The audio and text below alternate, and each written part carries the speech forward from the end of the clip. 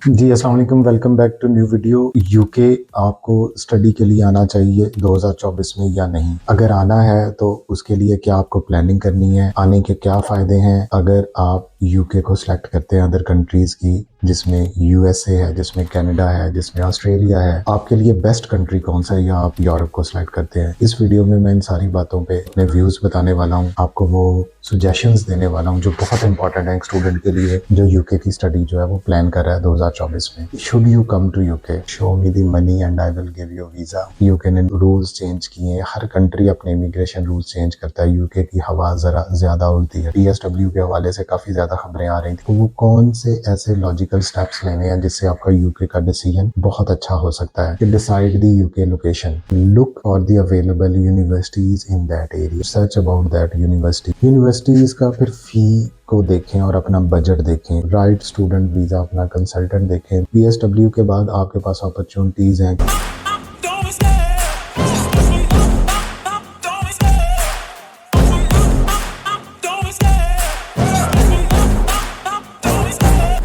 सबसे पहले हम बात करेंगे should you come to UK. हमेशा पॉजिटिव सोचें, पॉजिटिव देखें। हर बंदे की एक अपनी स्टोरी होती है। जो लोग वहाँ पे जा चुके हैं, जो वहाँ पे रह रहे हैं, उनकी बातें यूट्यूब को और इसके अलावा जो आप शॉर्ट सुनते हैं कि यूके में रह रहे हैं, जो लोग बना रहे हैं कि इधर नहीं आना या इधर बड़े मुश्किल हालात हैं, इन चीज़ों को साइड पे रख के अपनी अकल से, अपने दिमाग से जो है वो आपने सोचना है, अपना खुद एनालाइज करना है इस चीज़ को कि यूके जाना 2024 में क्यों आपके लिए ज़रूरी है, क्यों फ़ायदेमंद है। इसमें हमारे पास सबसे पहली मेरी सजेशन ये है कि आप इंग्लिश स्पीकिंग कंट्रीज़ को चूज़ करें। ठीक है, इंग्लिश स्पीकिंग कंट्री का फ़ायदा आपको ये होता है, मैं खुद क्योंकि यूएसए रह के आया हूँ, यूरोप रह के आया हूँ, तो मुझे जो इसमें डिफरेंस फील हुआ है, या हर बंदे को एक डिफरेंस फील होता है, वो लैंग्वेज बैरियर का है। इंग्लिश स्पीकिंग कंट्री में आप पाकिस्तान से जाते हैं तो आपकी इंग्लिश ऑलरेडी इतनी होती है कि आप इसको अंडरस्टैंड कर सकें, आप साइन बोर्ड्स को पढ़ सकें, आप जॉब्स पे अप्लाई कर सकें। लेकिन जो दूसरे कंट्रीज़ हैं जहाँ पे English as a mother language नहीं है,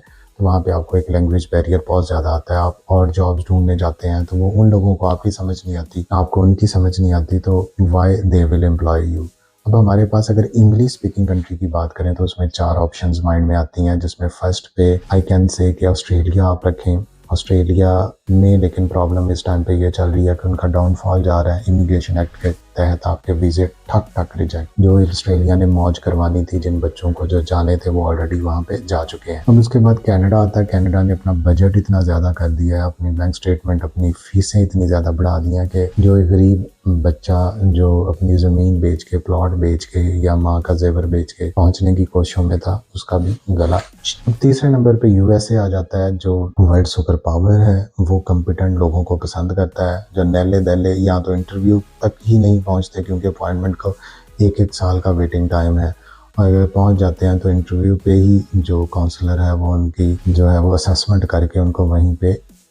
ठीक है, अब चौथे नंबर पे जो ऑप्शन है और जो आखिरी ऑप्शन है और जो सबसे कारआमद है आपके लिए, जिसने आपको वीज़ा दे देना है, जिसको आप पैसे शो कराएंगे, show me the money and I will give you visa, वो है यूके। यूके आपके लिए एक फर्स्ट एंट्री है। जो भी आपकी प्रोफाइल है, आपके नंबरों की परवाह किए बगैर, आपके बस आइल्स या लैंग्वेज सर्ट या कोई भी इंग्लिश एग्ज़ाम पास करके यूनिवर्सिटी ने आपको एक ऑफ़र लेटर से नवाजा है, जिसको बच्चे पूरे ख़ानदान में बड़े फ़ख्र से बताते हैं, मेरा यूके यूनिवर्सिटी से ऑफ़र आ गया है। जो आपके गली में जो पापड़ बेचने वाला है, इसको भी आप यूके की यूनिवर्सिटी में अप्लाई करवा देंगे, इसके डॉक्यूमेंट्स आगे पीछे पूरे करके, तो वहाँ से भी आपको ऑफ़र लेटर आ जाएगा। अब ये स्टोरी है यूके की फर्स्ट इनिशियल एक्सेप्टेंस की, तो आपको यूके को डेफिनेटली चूज़ कर लेना चाहिए। कहते हैं a bird in hand is worth two in the bush.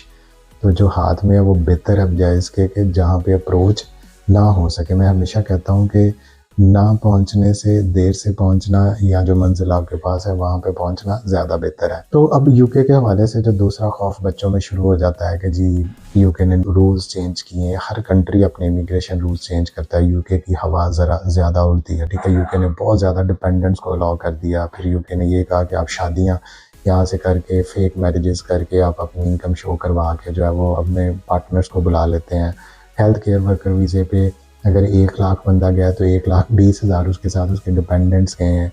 तो ये एक बहुत ज़्यादा बर्डन था उनकी इकॉनमी पे जिसको उन्होंने कट डाउन करना था। पीएसडब्ल्यू के हवाले से काफ़ी ज़्यादा खबरें आ रही थी, बट स्टिल इस वीक में गुड न्यूज़ ये है कि पीएसडब्ल्यू कहीं नहीं जा रहा, या ख़त्म नहीं हो रहा। जो बच्चे भी इस हवाले से परेशान है, जो जनवरी इनटेक में जा रहे थे या आगे मई इनटेक में जा रहे हैं, उनको पीएसडब्ल्यू ज़रूर मिलेगा। सितंबर इनटेक वालों को भी पीएसडब्ल्यू मिलेगा, लेकिन उसके हवाले से कुछ चेंजेस हो सकती हैं, but still it is available to students who are going to UK for study purpose. अब अगर हम बात करें यूके में, आपका ख्वाब स्टार्ट होता है 30 से 35 लाख रुपए आपकी जेब में हो। अगर जेब में नहीं भी है तो कोई आपका प्रॉपर्टी, या अब्बा जी ने कोई प्लॉट लिया है, मम्मा का जेवर पड़ा है, या कोई आपको रिश्तेदार आपके धोखे में आके पैसे देने को तैयार है, तो वो फर्स्ट गनीमत उस चीज़ को जाने। यहाँ से आपकी स्टोरी शुरू होती है। अब यूके में आपके लिए जाना, पाकिस्तान से ज़िंदा भागना, ये फर्स्ट प्रायोरिटी होनी चाहिए, ठीक है। सेकंड प्रायोरिटी, आपको वो कौन से ऐसे लॉजिकल स्टेप्स लेने हैं जिससे आपका यूके का डिसीजन बहुत अच्छा हो सकता है,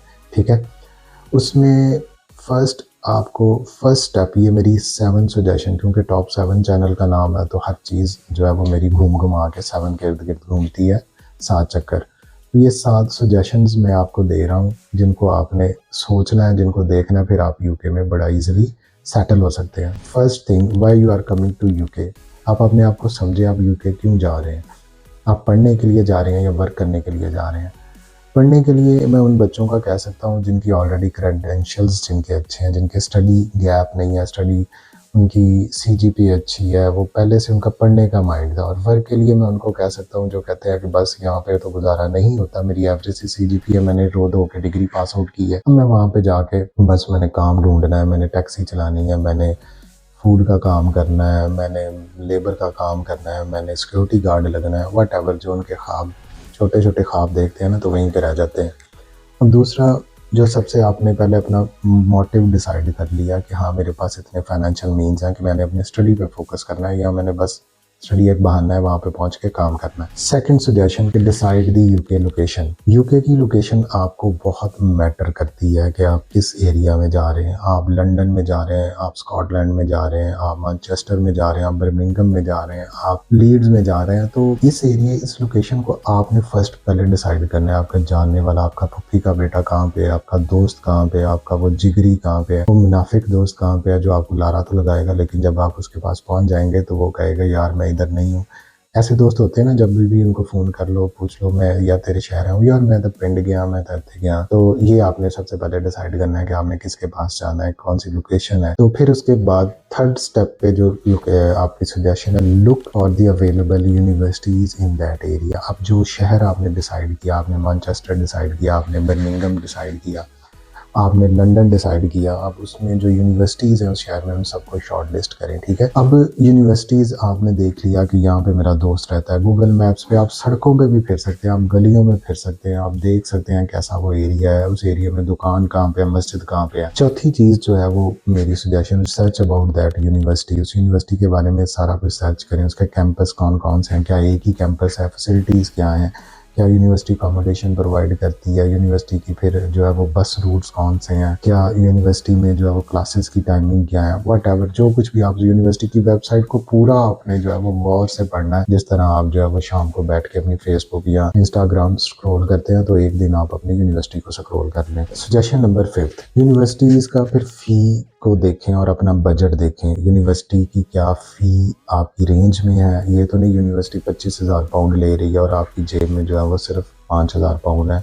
यूनिवर्सिटी की फ़ीस जो है नॉर्मली यूके में चलती है वो 15,000 से लेके आप इसको 20,000 तक राउंड अबाउट मैं कह सकता हूँ जो एवरेज यूनिवर्सिटीज़ है। तो अपनी फ़ीस को देखें, अपने बजट को देखें, उस यूनिवर्सिटी का इनिशियल डिपॉजिट देखें, एनरोलमेंट फ़ीस देखें, यूनिवर्सिटी कितना स्कॉलरशिप ऑफर करती है, इस चीज़ को देखें। तो ये सारी चीज़ें बहुत इंपॉर्टेंट है आपको पहले प्री प्लान करने के लिए, अगर आप उस दजके से बचना चाह रहे हैं जो आप पहले बड़ी सस्ती यूनिवर्सिटी ढूंढ के सेलेक्ट कर लेते हैं और फिर पता लगता है एनरोलमेंट पे जी मैंने तो यहाँ पे और 4,000 पाउंड देना है। अब जो 6 आपकी है सजेशन, मैं वो कहूँगा, लेकिन उसको वो इतनी इंपॉर्टेंट भी नहीं है कि आप वहाँ पे किसी लोकल स्टूडेंट से, कोई आपका दोस्त है पाकिस्तानी, उससे पूछें यार कैसा शहर है, कैसी लिविंग अपॉर्चुनिटी, जॉब क्या कर रहा है वो अगर आपको सच बताए, ऑनेस्ट ओपिनियन दे, वो आपको ये ना कहे कि नहीं नहीं इतने नहीं आना, ये बड़ा फजूल है, तो समझ लें वो बंदा सही नहीं है। पॉजिटिव सोचने वाला, पॉजिटिव कहने वाला, मोटिवेट करने वाला बंदा आपका दोस्त होता है। जो नेगेटिव होता है वो कहता है कि नहीं बस इधर ना हो, ये ना हो, फला ना हो,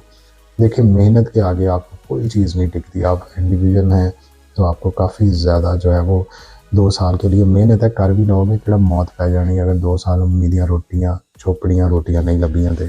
question number 7, right student visa. अपना कंसल्टेंट देखें जो आपकी लोकेशन, आपकी प्रेफरेंसेस के अकॉर्डिंग आपको यूनिवर्सिटी, आपकी एलिजिबिलिटी के अकॉर्डिंगली आपको यूनिवर्सिटी डिवाइस करे, ना कि अपना कमीशन देखे। ये ना देखे कि यहाँ पे इस बच्चे को भेज रहा हूँ, मुझे जो है वो 2000 पाउंड मिल रहा है और जो बच्चे की फेवर में है यूनिवर्सिटी वहाँ से मुझे 1500 पाउंड मिलता है। अल्टीमेटली उसने वही देखना है जो 2000 पाउंड है। बट फिर भी कुछ अकल वाला कंसल्टेंट देखें जो आपके स्टेप्स को जानता हो, जो आपके फर्दर अपॉर्चुनिटीज़ के बारे में जानता हो, जो आपकी एलिजिबिलिटी को जानता हो, जो उसको पता हो कि यहाँ से इसका अनकंडीशनल ऑफर आ सकता है, कैसा आ सकता है। हम यूके की रिसर्च बेस्ड डिग्री की भी कंसल्टेंसी करते हैं जिसमें आप स्टिल 2024 में डिपेंडेंट्स को लेके जा सकते हैं। PSW के बाद आपके पास अपॉर्चुनिटीज़ हैं कि आप स्किल्ड वर्कर वीज़ा में कन्वर्ट हो जाएं या फिर आप ग्लोबल टैलेंट वीज़ा में चले जाएं। हाई पोटेंशियल इंडिविजुअल वीज़ा है यूके में। तो ये सारी चीज़ें जो है वो रिसर्च बेस्ड पे, और आपको एक अच्छा, अगर आप पढ़ने के लिए जा रहे हैं तो आपके पास बेहतरीन मौके हैं।